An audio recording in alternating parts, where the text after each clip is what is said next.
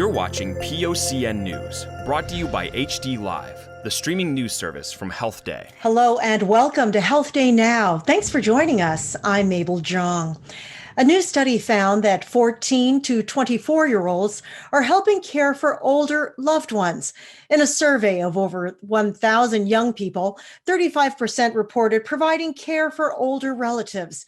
Those numbers were 10 times higher than estimates based on previous studies. The study authors say healthcare providers should talk to young folks and give them resources for caregiving. They should also intervene if there are negative impacts on their physical or mental health. Certain supplements may lower women's chances of contracting COVID, says a new study. Researchers from the UK followed some 375,000 participants who were supplement users and non-users.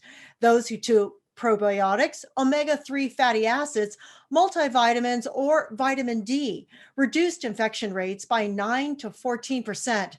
Vitamin C, garlic, and zinc did not have any noticeable effects.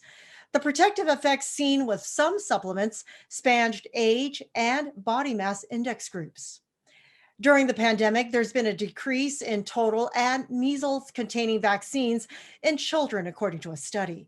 Researchers compared vaccination rates from 2019 and 2020 and found that vaccination rates in the latter year had markedly declined. While the measles vaccine uptake has improved recently, the population of unvaccinated children continues to grow. A machine learning algorithm can use MRI data to identify subtypes of multiple sclerosis. A recently published study applied unsupervised machine learning to previously published studies. Based on the earliest abnormalities, researchers defined MS subtypes as cortex-led, normal appearing white matter-led, and lesion-led. The scientists hope their findings will predict future progression of MS and help tailor specific treatment options. In a Health Day Now interview, we spoke with CDC advisor Lynn Botta about the Johnson & Johnson COVID vaccine. Here's what she had to say. We're looking at ways that we can be more consistent in how we analyze the data. So we were looking at the number of people vaccinated versus the number of women vaccinated. And we want to make sure that we have that solid. We also know that CDC has an opportunity to dig in deeper to some of the information so that can guide our direction and also guide our ability to explain what's happening to everyone. Now, how concerned are you that this pause will create more hesitancy in the communities? I think it could initially cause some people to be hesitant.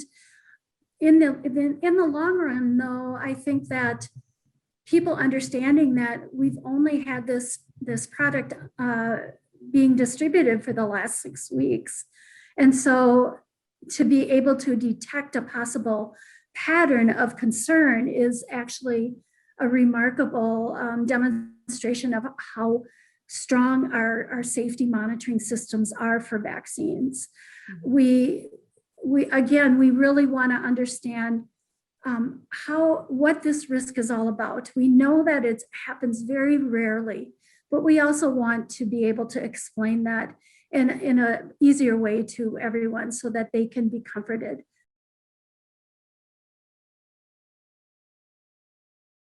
Lastly, a new study finds that starting school later helps kids get more sleep. Here's more on the topic.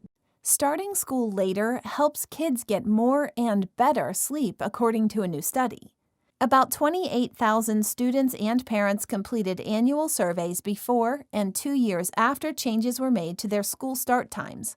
Participating elementary schools started 60 minutes later, middle schools 40 to 60 minutes later, and high schools started 70 minutes later.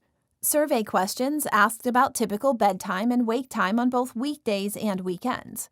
High school students saw the greatest improvement, adding an extra 3.8 hours of sleep per week with later school start times. Many also reported improved sleep quality, less daytime sleepiness, and less sleeping in on weekends, which researchers say indicates they're getting enough shut-eye during the week. Middle school students got nearly 2.5 additional hours of sleep per week, while the percentage of elementary school students reporting sufficient sleep did not change. The authors say the study provides the strongest evidence to date that moving elementary school start times to 8 o'clock a.m. caused no significant negative effect on students' sleep or daytime sleepiness. They say, as students return to in-person learning, it is important for districts to consider healthy start times for all students. Thanks for joining us for Health Day Now. I'm Mabel Jong.